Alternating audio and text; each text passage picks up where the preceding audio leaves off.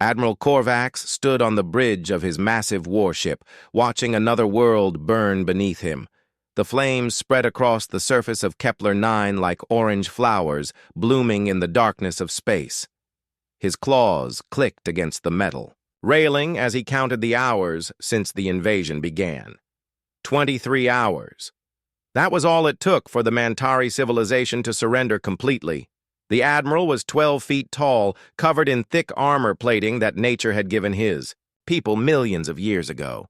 His yellow eyes glowed in the dim light of the bridge as he studied the reports flowing across his screens. The Mantari had possessed advanced energy shields and plasma weapons, but they folded like paper when the Vorthak fleet arrived. Just like all the others. "Sir, the Mantari leadership has agreed to all terms," reported Commander Vex from his station. The smaller Vorthak officer kept his head low when speaking to the admiral. Everyone knew that Korvax had personally killed more enemy leaders than any other commander in the Empire. "Good. Begin the resource extraction immediately. I want their quantum processing technology transferred to our science ships within the week."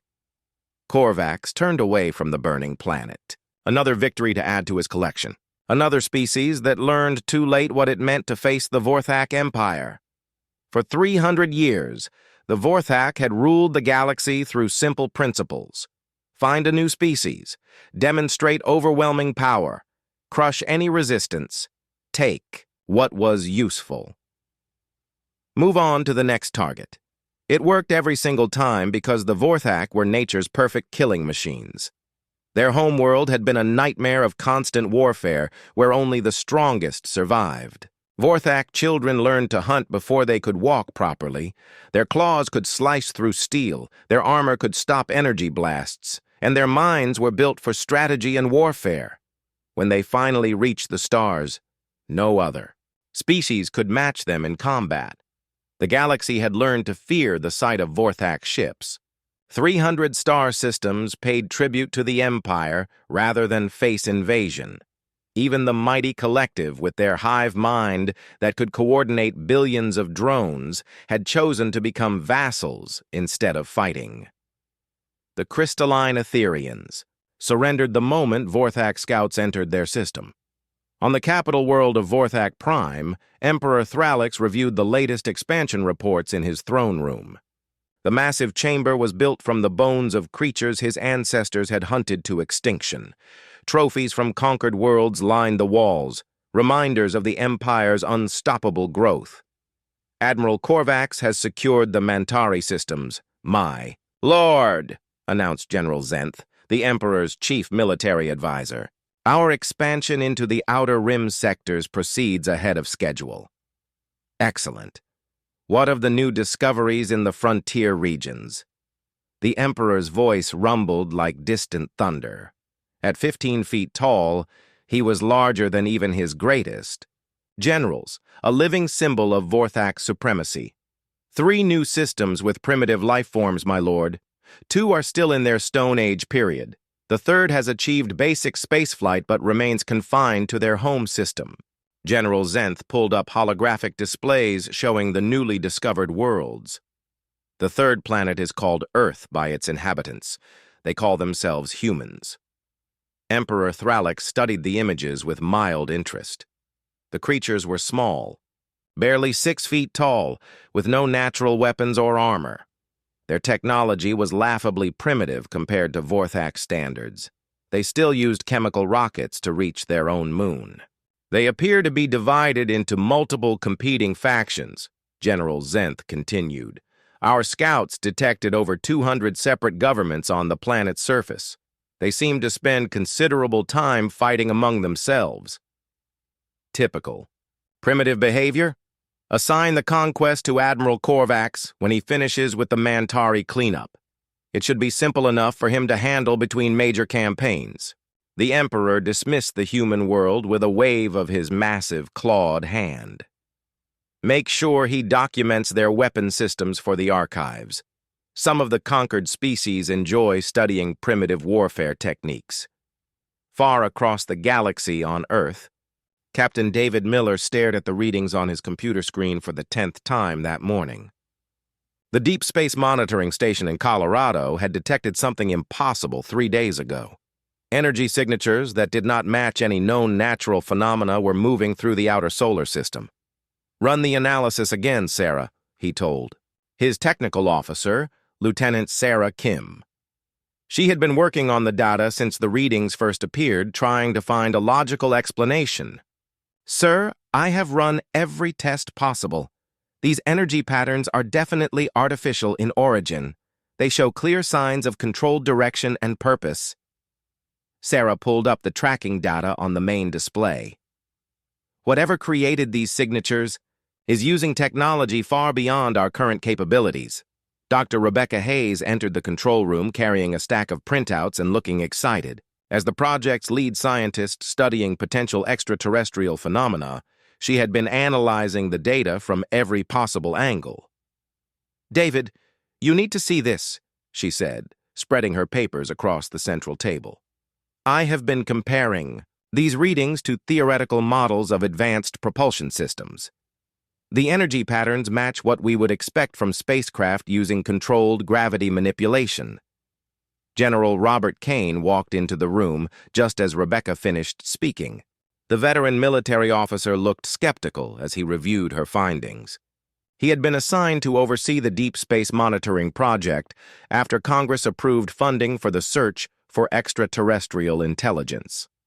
"Dr. Hayes, with respect, you are making quite a leap here. These readings could be caused by solar activity, magnetic field fluctuations, or any number of natural phenomena we do not fully understand yet. General, I understand your caution, but the mathematical models are very clear. These signatures show intelligent design and purpose. We may be looking at evidence of actual alien spacecraft in our solar system." Rebecca's voice carried a mixture of excitement and concern. Captain Miller studied the data again, feeling a growing sense of unease.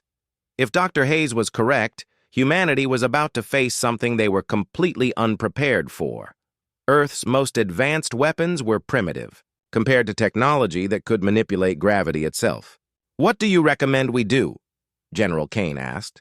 "We need to alert the Joint Chiefs and the President immediately. If there are alien vessels in our system, we need to prepare for the possibility of contact. We should also consider the chance that any beings capable of such technology might not have peaceful intentions." General Kane nodded slowly. He had fought in 3 wars during his career and understood the importance of being prepared for the worst possible scenarios. "I will contact Washington within the hour.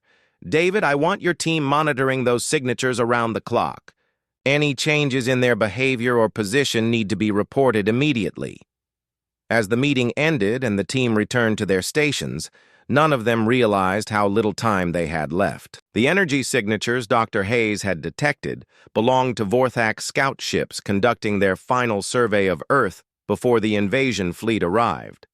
Admiral Korvax was already studying the preliminary reports about human military capabilities, while his ships finished their work in the Mantari system. The humans possessed nuclear weapons and basic missile technology, but nothing that could threaten even the smallest Vorthak destroyer. In 72 hours, the Vorthak First Fleet would emerge from hyperspace above Earth, expecting another routine conquest. They had no way of knowing they were about to encounter something completely different from every other species in the galaxy. The Vorthak were perfect hunters, designed by evolution to dominate through strength and fear. But evolution had played a different game with humanity, creating something that would prove far more dangerous than any apex predator. The stage was set for a confrontation that would change the balance of power in the galaxy forever. The Vorthak First Fleet appeared in Earth's orbit like death itself coming out of the darkness. 50 massive warships materialized in perfect formation, each one larger than any structure humans had ever built. The ships were black as space, covered in angular armor that looked like the shells of giant predators. Admiral Korvax stood on his command bridge, looking down at the blue and green world below. From his flagship, the Bone Crusher, he could see the primitive satellites that humans used for communication. They were so simple that his weapons could destroy them all without even charging the main guns. "Begin the standard broadcast," he ordered Commander Vex. This was routine for the Admiral. He had given the same ultimatum to 17 different worlds, and everyone had surrendered before the deadline expired. The message went out on every frequency that human technology could receive. It was translated into the major human languages by Vorthak computers that had analyzed Earth's communication networks during the Scout mission. Primitive species of the third planet, you will submit to the authority of the Vorthak Empire within 72 of your hours. Resistance will result in the complete destruction of your civilization. You have been warned. Captain David Miller was in the command center when the message came through. Every screen in the facility lit up with the same text, while speakers broadcast the alien voice in perfect English. The voice was deep and harsh, like metal scraping against stone. "My God," whispered Dr. Rebecca Hayes, staring at her computer screen. "They are really here. This is actually happening." General Robert Kane stood silent for a long moment, reading the message again and again. His military training told him to assess the situation calmly, but his gut told him that humanity was facing something beyond their worst nightmares. "Get me the President on the emergency line," he said finally, "and contact every military base on the planet. I want all defense." Systems activated immediately. Around the world, governments were receiving the same impossible message. In Washington, President Patricia Morgan convened an emergency session with her top advisors. In Moscow, Beijing, London, and every other capital, leaders struggled to comprehend what they were facing. "Sir," Lieutenant Sarah Kim called out from her monitoring station, "I am detecting massive energy readings from the alien fleet. They are positioning themselves in a defensive formation around the planet." Dr. Hayes was working frantically at her computer, analyzing the electromagnetic signatures from the Vorthak ships. "David, these vessels are using technology that should not be possible. Their power output alone exceeds our entire global energy production." "What are our options?" General Kane asked, though he already suspected the answer. "Honestly, General, we have no options in terms of conventional warfare. These ships could destroy every major city on Earth without coming close enough for our weapons to reach them." Dr. Hayes looked up from her screens with fear in her eyes. "But we need to try to understand their technology. Maybe we can find some kind of weakness." President Morgan's voice came through the secure communication link. "General Kane, I need a complete assessment of our defensive capabilities. Can we fight these aliens?" "Madam President, our nuclear missiles might be able to reach their ships if they come into the atmosphere, but their energy shields appear strong enough to stop anything we can throw at them. We are talking about fighting an enemy that is centuries ahead of us in technology." "What about evacuation? Can we get our people to safety?" General Kane looked around the room at his team. Everyone knew the truth, but nobody wanted to say it out loud. "Madam President, there is nowhere to run. If they want to destroy us, they can do it from orbit." 72 hours passed faster than anyone thought possible. Governments around the world held emergency meetings, trying to find some way to negotiate with the aliens or prepare for war. Military forces moved into position, knowing their weapons were useless but refusing to surrender without a fight. Admiral Korvax watched the human activity with mild interest. Their satellites showed massive movement of military equipment, and their communication networks buzzed with emergency transmissions. It was the same pattern he had seen on every world before conquest. "Admiral, the deadline has passed," reported Commander Vex. "The humans have not responded to our ultimatum." Predictable. They always need a demonstration before they understand their situation. Korvax selected a target on his tactical display. "Destroy the island designated as Target Alpha. Full power, single shot." The Bone Crusher's main energy cannon charged for 30 seconds, gathering power that could crack a moon in half. The beam that shot down from orbit was brighter than the sun, turning the small Pacific island into superheated steam in less than a second. The explosion was visible from space, a mushroom cloud that rose into the upper atmosphere. Every monitoring station on Earth detected the energy discharge. Dr. Hayes watched her instruments register power levels that broke her measuring equipment. The island had simply ceased to exist, vaporized so completely that not even dust remained. "Dear God," Captain Miller whispered. "They just deleted an entire island from existence." The demonstration had its intended effect on most of the world's population. Panic spread through major cities as people realized that nowhere was safe from the alien weapons. But in government buildings and military headquarters, something unexpected happened. Instead of surrender, world leaders chose defiance. President Morgan addressed the nation 12 hours after the demonstration. "My fellow Americans, we face an enemy that wants us to bow down in fear. They have shown us their power, thinking we will give up without a fight. They are wrong about human nature." Similar speeches echoed from capitals around the world. The United Nations held an emergency session where every nation agreed to resist the alien invasion together. For the first time in human history, the entire species was united against a common enemy. Admiral Korvax received reports of continued human military activity with growing confusion. "Commander Vex, explain to me why these primitives are still moving their forces around. Did they not understand the demonstration?" "Sir, our communication intercepts suggest they are preparing to fight rather than surrender. This is highly unusual behavior for a species that has witnessed our capabilities." The Admiral studied the tactical displays showing human troop movements and weapon deployments.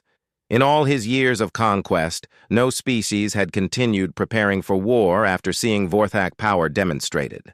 They were either brave beyond reason or stupid beyond belief. "Very well. If they want to play at being warriors, we will show them what real warriors can do. Begin orbital bombardment of their military installations. Limited strikes only. I want them broken, not extinct."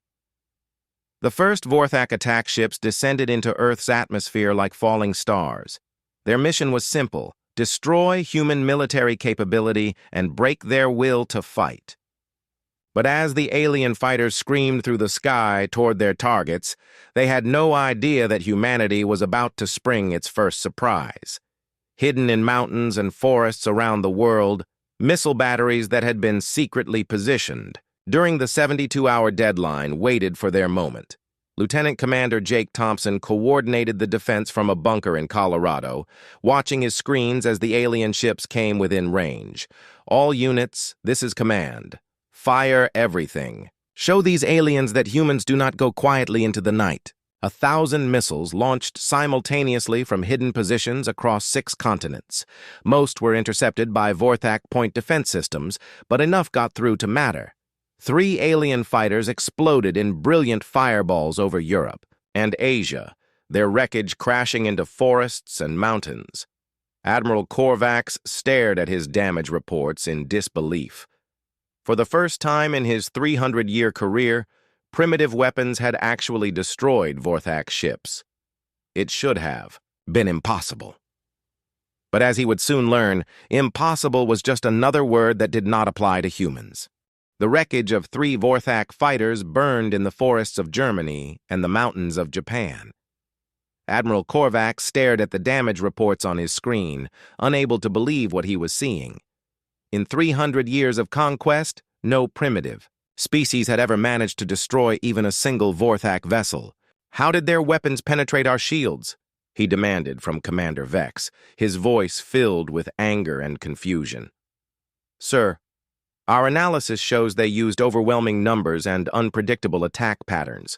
Their missiles came from locations we had not detected using flight paths that avoided our strongest defensive positions." Commander Vex kept his voice steady, but Korvax could see the concern in his yellow eyes. "Impossible. Our sensors can detect energy signatures from across a star system. How did we miss their missile installations?" The humans appear to have hidden their weapons in natural terrain features using materials that block our scanning. Equipment. They also use decoy signals to confuse our targeting systems. Admiral Korvax turned back to the viewing screen, studying the blue planet below. These humans were proving to be far more clever than any species he had encountered before. Most civilizations fought with advanced technology and predictable patterns. The humans seemed to be making up new tactics as they went along. On Earth, the news of the destroyed alien fighters spread like wildfire through the resistance networks. In hidden bunkers and underground command centers, human leaders realized they had achieved something nobody thought possible. They had hurt the aliens. Dr. Rebecca Hayes worked frantically in her laboratory, studying pieces of wreckage that recovery teams had brought back from the crash sites. The alien technology was incredibly advanced, but she was beginning to understand how it worked.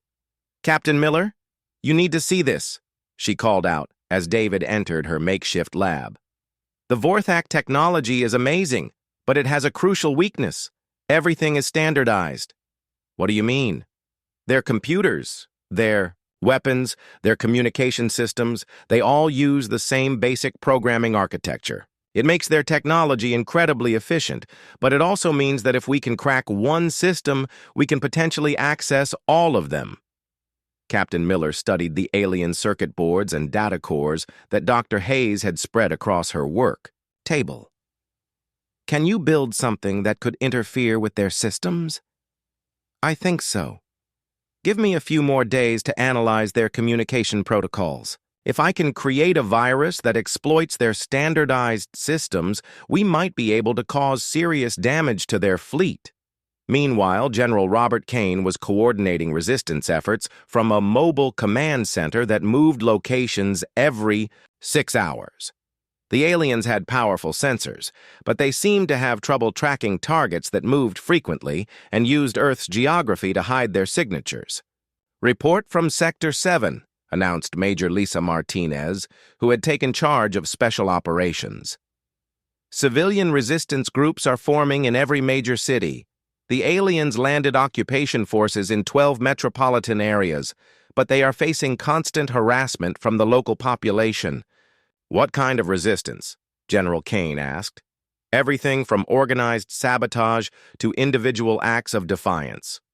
A grocery store manager named Tom Bradley has organized his entire neighborhood to disrupt alien supply convoys. A school teacher named Amy Rodriguez is using her knowledge of the city to help people avoid alien patrols." In Chicago, Tom Bradley crouched behind an overturned car, watching a Vorthak patrol march down Michigan Avenue. The alien soldiers were 8 feet tall and covered in natural armor that could stop bullets. But they moved in predictable patterns and seemed uncomfortable in the urban environment. "They stick to the main roads," he whispered into his radio, to the other resistance fighters positioned around the city. "They do not like going into buildings or narrow spaces. I think all that armor makes them feel trapped in tight areas." Amy Rodriguez had discovered something similar while helping civilians evacuate through the subway tunnels. The Vorthak soldiers avoided underground spaces whenever possible, and their heavy armor made them clumsy in areas designed for humans. "Their equipment is built for fighting in open space," she reported to the resistance command. "Down here in the tunnels, they lose most of their advantages. We can move faster and hide better than they can." Admiral Korvax was growing increasingly frustrated with reports from his ground forces. The humans should have surrendered after seeing Vorthak power demonstrated, but instead they were fighting harder than ever. Worse, they seemed to be learning from every encounter.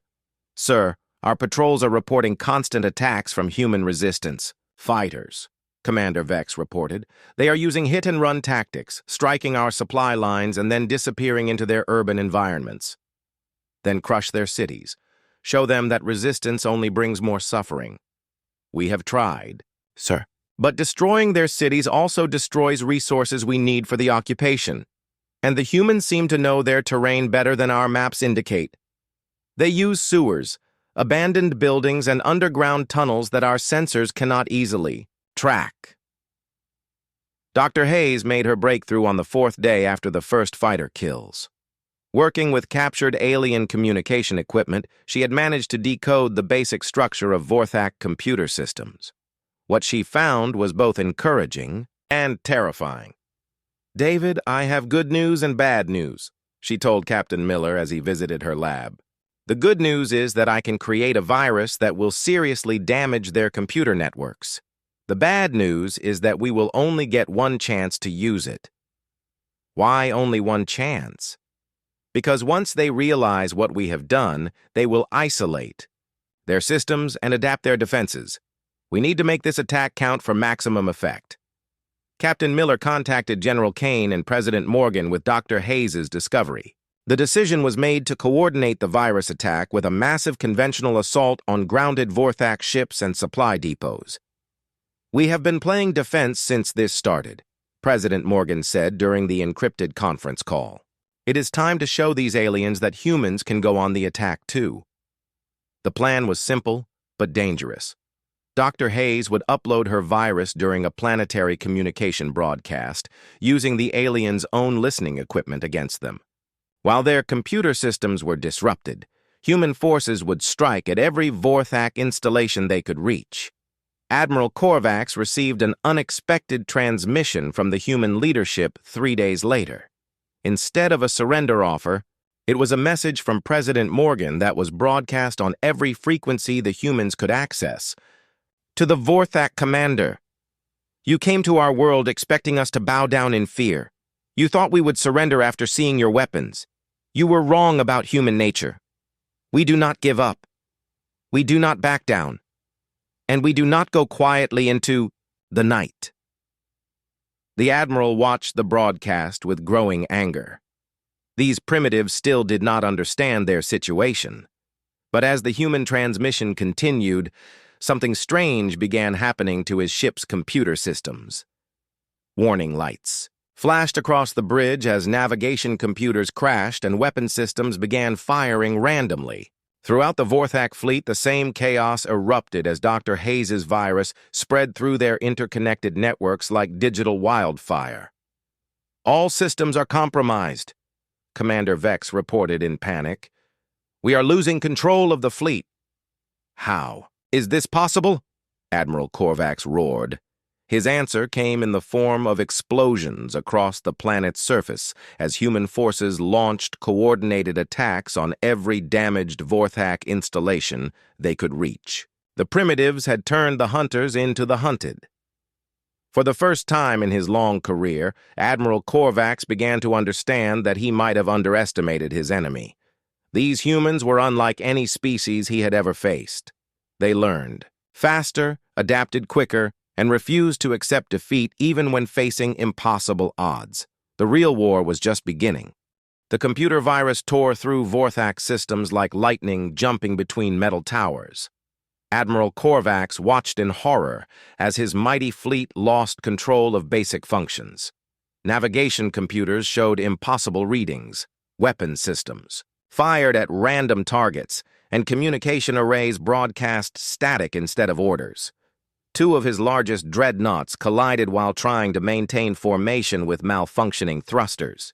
The explosion lit up Earth's night sky like a second sun, visible to humans on 3 continents. Pieces of alien technology rained down into the oceans, each fragment carrying secrets that Dr. Rebecca Hayes desperately wanted to study. "Commander, Vex, how long until we regain system control?" Admiral Korvax demanded, his claws digging scratches into the metal railing of his command bridge. "Sir, our computer specialists estimate 6 to 8 hours for full restoration. The human virus attacked our core programming at levels we did not think were vulnerable. 6 hours was an eternity in combat time." Admiral Korvax knew that any competent enemy would use this window to strike at his weakened forces. He was beginning to understand that these humans were far more competent than he had given them credit for. On Earth, Captain David Miller coordinated the largest military operation in human history from his mobile command center. Every functional piece of military equipment on the planet was moving toward Vorthak positions while the aliens struggled with their computer problems. "All units, this is command," Lieutenant Commander Jake Thompson broadcast to Air Force squadrons around the world. "The aliens are blind and confused. Hit them hard before they recover." Human fighter jets screamed through the sky toward grounded Vorthak ships, their pilots knowing this might be humanity's only chance to strike back effectively. The alien vessels were still protected by energy shields, but those shields were flickering and weak without proper computer control. Major Lisa Martinez led Special Forces teams into the heart of occupied cities, targeting alien command posts and supply depots. Her soldiers moved through sewers and abandoned buildings, using every advantage that fighting on their home planet provided. "Remember, we know these streets better than they do," she radioed to her teams. "Use that knowledge, hit them where they are weakest, and disappear before they can respond." In New York City, Tom Bradley and his civilian resistance fighters emerged from subway tunnels to attack a Vorthak supply convoy stuck in traffic.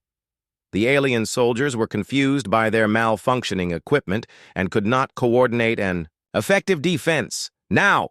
Tom shouted, and dozens of improvised explosives detonated around the convoy. The Vorthak vehicles were tough, but they were not designed to handle attacks from every direction at once. Amy Rodriguez had turned her school into a coordination center for resistance activities across Chicago. Using her knowledge of how to organize people and communicate effectively, she helped coordinate attacks on alien positions throughout the city. "The aliens are strongest when they can use their technology," she explained to new volunteers. "Right now, their technology is working against them. This is our chance to show them that humans do not give up." Dr. Hayes worked frantically to analyze the wreckage and equipment that human forces captured during the coordinated attacks. Each piece of alien technology taught her more about how the Vorthak built their systems and where their weaknesses might be hidden. "David, I have made another discovery," she called to Captain Miller as he entered her expanded laboratory. "The Vorthak are not just technologically advanced. They are biologically adapted for specific environmental conditions." "What kind of conditions?" "Their homeworld appears to have been much warmer and more humid than Earth. Their natural armor and enhanced strength require specific temperature ranges to function at peak efficiency. In cold conditions, their performance drops significantly." Captain Miller studied the biological data that Dr. Hayes had gathered from alien bodies recovered after the attacks. "Are you saying we can use Earth's climate against them?" "Exactly. Winter is coming to the northern hemisphere. If we can lure their forces into cold environments, we can reduce their physical advantages considerably." General Robert Kane received this information just as reports came in about the success of the coordinated attacks. Human forces had destroyed or damaged over 30 Vorthak installations while their computer systems were compromised. More importantly, they had captured large amounts of alien equipment and several prisoners. "This is the first real victory we have achieved," he told President Patricia Morgan during their secure communications session. "But we need to be ready for their counterattack. Once they fix their systems, they will come back harder than before." "What do you recommend, General?" "We use every advantage we have gained. Dr. Hayes has given us ways to fight them more effectively. Our people have proven they can adapt faster than the aliens expected. We need to keep them off balance and never let them settle into a comfortable routine." Admiral Korvax finally regained full control of his fleet after 8 hours of chaos. The damage reports made him furious. These primitive humans had managed to destroy more Vorthak equipment in one day than most advanced civilizations managed during entire wars. "Sir, we have also lost contact with several ground installations," Commander Vex reported. "Human forces struck at over 50 locations while our systems were compromised." "How many casualties?" "Over 200 Vorthak soldiers dead or missing, sir. The humans fought with unexpected coordination and effectiveness. Admiral Korvax studied the tactical reports, trying to understand how his superior forces were being outmaneuvered by primitives. The humans seemed to anticipate Vorthak moves and counter them before the aliens could adapt. Commander, I want psychological profiles of human leadership. These creatures are not fighting like any species we have encountered before. They learn from defeat and turn it into victory. The analysis that came back disturbed Admiral Korvax more than the military losses.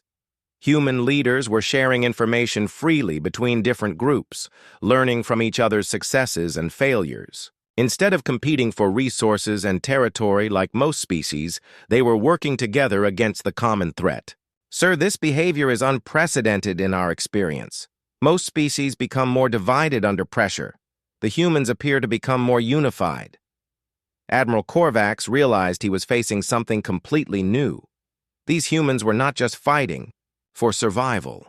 They were fighting for something bigger than themselves, and that made them far more dangerous than any enemy he had faced before.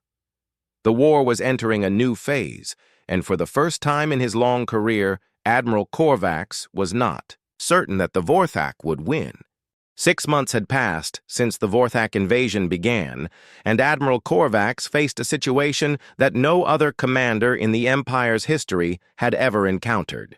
His technologically superior forces were being systematically worn down by human resistance that seemed to grow stronger with each passing day. The latest reports made his situation clear. Vorthak casualties were mounting while human resistance networks expanded across every continent. These primitives had turned their entire planet into a weapon against his occupation forces. "Sir, we have lost another patrol in the European sector," Commander Vex reported, his voice carrying a tone of frustration that would have been unthinkable when the invasion began. "That makes 15 patrols destroyed or missing this week." "How are they doing this?" Admiral Korvax demanded. "Our soldiers are trained killers with natural armor and advanced weapons. How are humans with primitive technology defeating them?" The answer came from Major Lisa Martinez, though the Admiral would never know her name. She crouched in an abandoned subway tunnel beneath London, briefing a team of international fighters who had come to learn her guerrilla warfare techniques. "The aliens are used to being the predators," she explained to soldiers from 12 different countries. "They hunt by using fear and overwhelming force. But predators have weaknesses. They rely on their natural advantages so much that they forget to watch for threats from unexpected directions." In the tunnels around her, fighters nodded in understanding. They had all seen Vorthak soldiers in action, and they knew that Lisa was right. The aliens were incredibly dangerous in open combat, but they had habits and patterns that could be exploited. "Tonight we hit Supply Convoy 7, Lisa continued. "Remember, we are not trying to destroy their entire force. We are trying to make them afraid to patrol alone, afraid to sleep, afraid to turn their backs on any shadow." Tom Bradley had expanded his resistance network beyond his original neighborhood to cover most of Chicago. His grocery distribution background had taught him how to move supplies efficiently, and now he used those same skills to coordinate resistance activities across the city.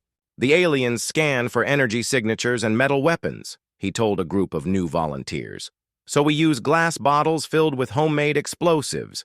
We use wooden spikes coated with the biological compounds that Dr. Hayes developed. We use their own technology against them whenever possible." Dr. Rebecca Hayes had made breakthrough after breakthrough in understanding Vorthak biology and technology. Working in hidden laboratories that moved locations daily, she had developed weapons specifically designed to exploit alien weaknesses. "Their natural armor has gaps at the joints where flexibility is more important than protection," she explained to Captain David Miller during one of their encrypted communications. "I have created compounds that interfere with their armor synthesis, making them vulnerable to conventional weapons. How do we deliver these compounds? Aerosol dispersal through their own ventilation systems. Amy Rodriguez and her teams have been mapping the air circulation patterns in every building the aliens occupy. We can turn their environmental controls into delivery systems for our biological weapons." Amy Rodriguez had become something unexpected during the occupation. Starting as a school teacher helping with civilian evacuations, she had evolved into one of the most effective intelligence coordinators in the resistance. Her ability to organize people and information made her invaluable to the war effort. "The aliens follow predictable schedules," she reported to General Robert Kane from her mobile command post. "They patrol the same routes, rest at the same times, and communicate using patterns we can intercept. My students have been documenting their behavior for months. General Kane studied the intelligence reports that Amy and her teams had compiled. The data showed something remarkable. Human civilians were gathering better information about alien activities than most military reconnaissance units could manage. How are your people getting this close to enemy positions without being detected? Children. Sir, the aliens ignore human children because they do not see them as threats. My students can get within meters of Vorthak positions without raising suspicion. They have been mapping every alien installation on the planet. The psychological impact on Vorthak forces was becoming severe. These apex predators, who had dominated every species they encountered, found themselves constantly looking over their shoulders. Human attacks came from everywhere: rooftops, sewers, abandoned cars, even trash cans that exploded when alien patrols walked past. Commander Vex brought Admiral Korvax the latest casualty reports with visible reluctance. Sir, morale among our ground forces is reaching critical levels. Our soldiers report feeling hunted rather than being the hunters. Impossible. The Vorthak are nature's perfect predators. We do not feel hunted. Sir, with respect, we have never faced an enemy like these humans before. They do not fight like warriors. They fight like the planet itself has turned against us. Admiral, Korvax studied surveillance footage from occupied cities, trying to understand what was happening to his forces. The images showed something that disturbed him deeply: Vorthak soldiers, who should have been confidently patrolling their conquered territory, were moving in tight groups and avoiding areas where they could be ambushed.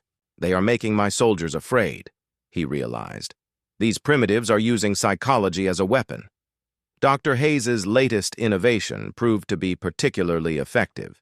She had developed airborne compounds that interfered with Vorthak sensory systems, making it harder for them to detect human movement and coordinate their responses. The aliens rely heavily on their enhanced senses, she explained to President Patricia Morgan during a secure briefing. If we can disrupt those senses, we level the playing field considerably. The turning point came when Amy Rodriguez and her intelligence network discovered the location of Admiral Korvax's ground command center. The aliens had established their headquarters in a heavily fortified building in downtown Los Angeles, believing their technology made them invulnerable to human attack.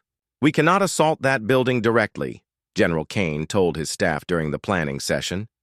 But we do not need to. We just need to show the aliens that nowhere is safe from human determination. The operation required coordination between every resistance cell in Los Angeles.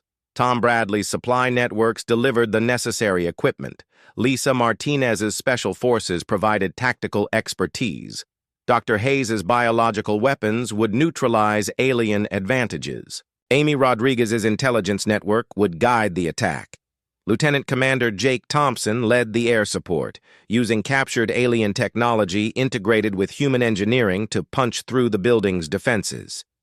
The attack came from every direction at once: underground tunnels, adjacent buildings, aerial assault, and even civilians who had been hiding in the building since the occupation began. Admiral Korvax found himself fighting for his life in his own command center as human soldiers poured through breaches in what should have been impenetrable defenses. For the first time in his 300-year career, he was the one being hunted. The Admiral escaped the assault, but the psychological damage was complete. The mighty Vorthak Empire had been forced to evacuate their ground headquarters by primitive humans using improvised weapons and guerrilla tactics. As he retreated to his flagship, Admiral Korvax realized that everything had changed. These humans were not content to simply survive his invasion. They had turned the entire conflict into their hunting ground, and they were teaching his soldiers what it felt like to be prey. The hunters had become the hunted, and the galaxy would never be the same. Admiral Korvax sat in a human detention facility, his massive form secured by restraints built from his own technology. The proud Vorthak commander who had conquered 17 worlds now found himself a prisoner of the species he had dismissed. as primitive. The irony was not lost on him. Captain David Miller entered the interrogation room carrying a tablet computer and wearing the confident expression of someone who had won an impossible victory. Behind him walked Dr. Rebecca Hayes, the human scientist whose innovations had turned the tide of the war. "Admiral, we need information about Vorthak Empire territory, military capabilities, and the locations of conquered species," Captain Miller said in a calm, professional tone. "You think I will betray my empire to save my own life?" Korvax growled, his yellow eyes burning with hatred. "No," Dr. Hayes replied, sitting across from the alien commander. "We think you will help us because you have finally understood what humans really are." Admiral Korvax studied the two humans with growing unease. During his months fighting them, he had learned that they never made empty threats. When humans said they were going to do something, they found a way to make it happen. "What do you want from me?" "We want you to help us free every species your empire has enslaved," Captain Miller explained. "We know about the Etherians, the Collective, the Mantari, and all the others. We are going to liberate them, and you are going to tell us how." Admiral almost laughed at the absurdity of it. "You primitives think you can challenge the entire Vorthak Empire? We control 300 star systems with fleets you cannot imagine." "We already did challenge your empire," Dr. Hayes reminded him. "And we won!" General Robert Kane joined the interrogation session to brief the Admiral on humanity's plans. The information he shared would have been unthinkable when the invasion began. Humans were not content with driving off their attackers. They were preparing to take the war to the stars. "We have reverse-engineered your technology and improved it," General Kane explained. "Our engineers have built ships that combine Vorthak firepower with human tactical flexibility. We launch our first liberation fleet in 60 days. "Impossible. You lack the resources and knowledge to build interstellar vessels." "We had excellent teachers," Dr. Hayes said with a smile. "Your own ships provided everything we needed to learn, plus we added a few improvements of our own." President Patricia Morgan addressed the United Nations in New York, announcing humanity's commitment to galactic liberation. The speech was broadcast on frequencies that would reach every corner of Vorthak space, carrying a message of hope to enslaved species throughout the galaxy. For too long, the Vorthak Empire has ruled through fear and violence. Today, humanity declares that no species should live in chains. We will not rest until every world is free to choose its own destiny. The Liberation Fleet that launched from hidden shipyards in Earth's asteroid belt represented something the galaxy had never seen before. These were not ships built for conquest or domination. They were vessels designed to free others and teach them to fight for themselves. Captain Miller commanded the flagship Freedom, a hybrid vessel that looked like a Vorthak dreadnought but fought with human cunning and adaptability. Major Lisa Martinez led the 1st Regiment of Human Space Marines, trained to fight in every environment from Arctic planets to space stations.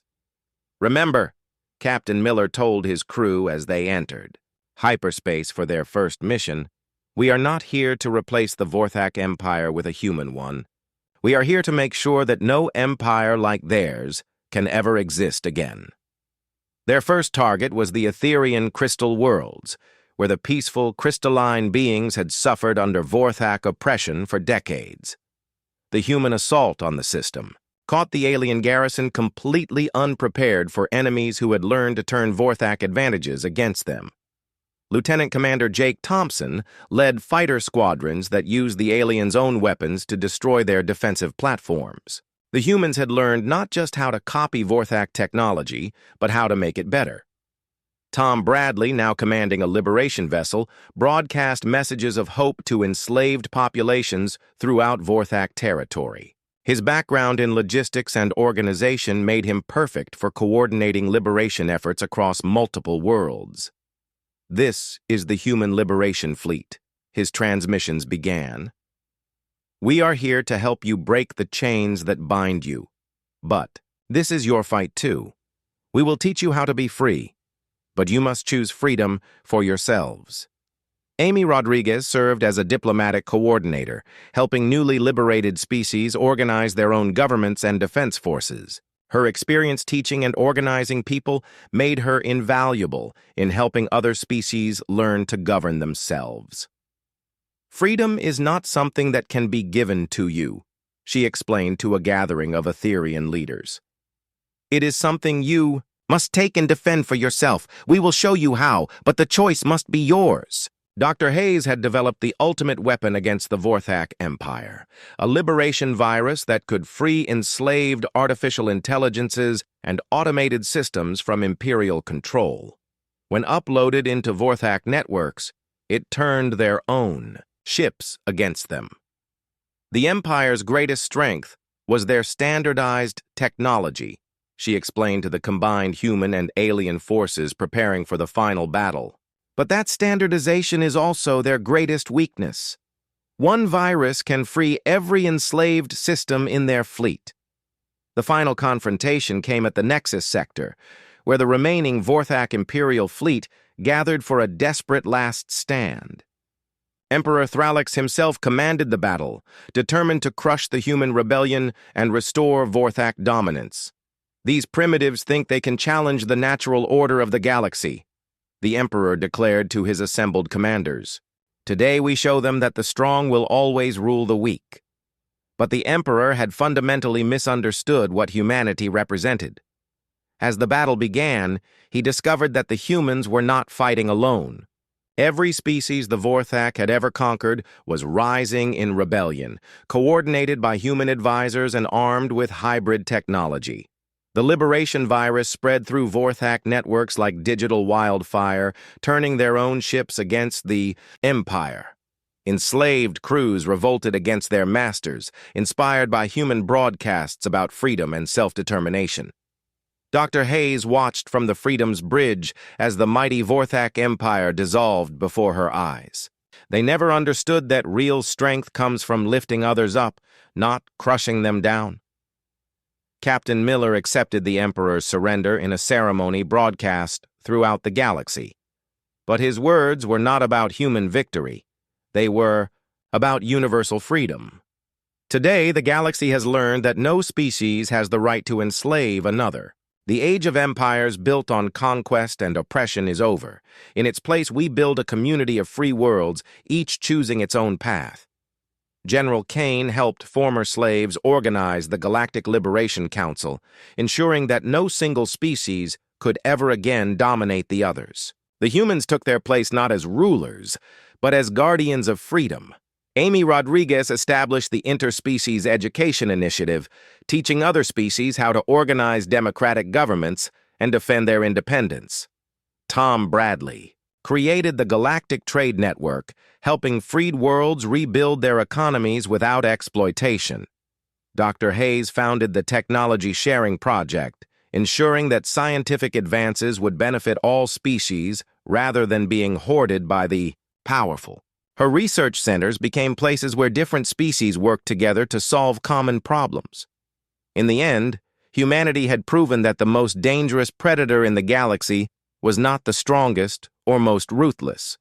It was the species that believed everyone deserved to be free and was willing to fight to make that belief a reality.